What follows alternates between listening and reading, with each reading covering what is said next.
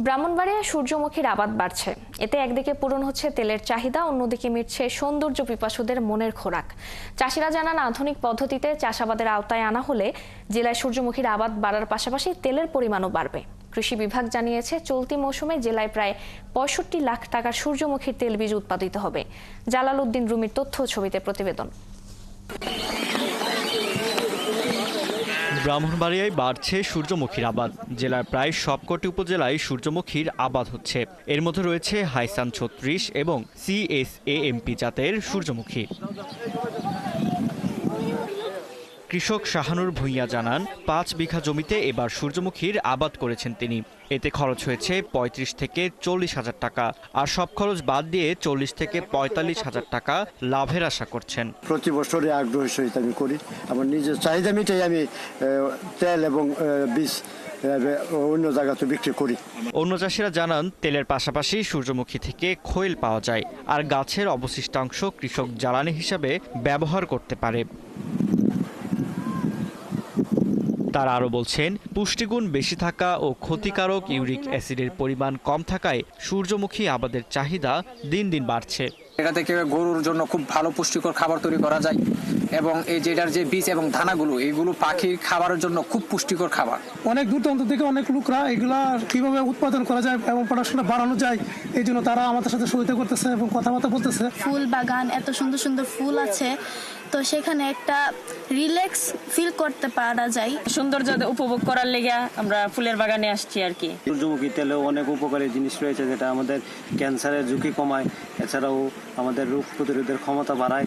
এদিকে জেলা কৃষি বিভাগের এই কর্মকর্তা জানান, আবাদ বাড়াতে প্রায় ২০০ কৃষককে প্রণোদনার আওতায় সার বীজ দেয়া হয়েছে। আমরা বিগত কয়েক বছর সরিষা সহ সূর্যমুখী বিশেষ ভোজ্য তেলগুলা আমদানি নির্ভরতা কমানোর জন্য আমরা চেষ্টা চালিয়ে যাচ্ছি। চলতি মৌসুমে জেলার ৫৫ হেক্টর জমিতে সূর্যমুখীর আবাদ হয়েছে। এ থেকে ৯০ মেট্রিক টন তেল বীজ পাওয়া যাবে। ফারদিন নীরব, ৭১। ব্রাহ্মণবাড়িয়ায় সূর্যমুখী চাষের খবর জানাতে আমাদের সাথে যুক্ত হচ্ছেন সহকর্মী জালাল উদ্দিন রুমি। রুমি, চাষিরা কৃষি বিভাগ থেকে কোনো সুযোগ সুবিধা পেয়েছেন কি বলছেন তারা? দেখুন ফারজানা, আমি এখন আছি ব্রাহ্মণবাড়িয়া সদর উপজেলার বাদুগুড়া গ্রামের একটি সূর্যমুখী জমিতে। আপনি দেখতে পাচ্ছেন যে এখন আমি যে জমিতে দাঁড়িয়ে আছি, এতে কিন্তু সূর্যমুখীর যে তৈল বীজ ইতিমধ্যে সংগ্রহ করা শুরু হয়ে গেছে। জেলা জুড়ে কিন্তু এখন আবাদকৃত যে সূর্যমুখী রয়েছে তাদেরকে তৈল বীজ সংগ্রহের কাজ চলছে। আপনি জানেন যে জেলার প্রায় সবকটি উপজেলায় কিন্তু সূর্যমুখীর আবাদ হয়। চলতি মৌসুমে এখানে এই জেলায় আবাদ হয়েছিল প্রায় ৫৫ হেক্টর জমিতে। চাষিরা আমাকে জানিয়েছেন যে এবার আবহাওয়া কিন্তু অনুকূলে ছিল, তাই তারা ফলনও ভালো পেয়েছেন। এখানে হাইসান ৩৬ ছাড়াও বিভিন্ন জাতের সূর্যমুখীর আবাদ হয়েছে। কৃষি বিভাগ আমাকে জানিয়েছে যে জেলায় প্রায় ৬৫ লাখ টাকার মতো সূর্যমুখীর তৈলবীজ উৎপাদিত হবে বলে তারা আশা করছেন।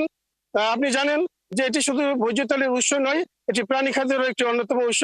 এছাড়া এই যে সূর্যমুখীর যে অবশিষ্টাংশ রয়েছে গাছের, তা কিন্তু জ্বালানি হিসেবে কৃষকরা ব্যবহার করছেন।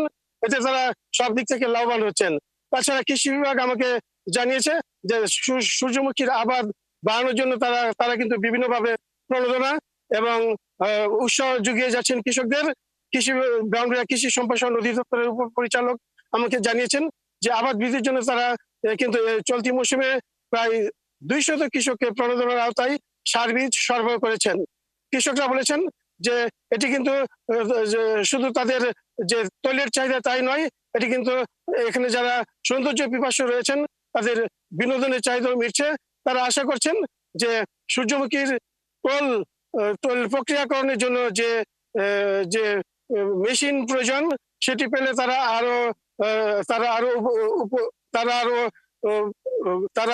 আরো বেশি ভালো ফলন ধন্যবাদ রুমি, আমাদের সঙ্গে যুক্ত হওয়ার জন্য। ব্রাহ্মণবাড়িয়া থেকে সূর্যমুখী চাষের খবর জানাচ্ছিলেন সহকর্মী জালাল উদ্দিন রুমি।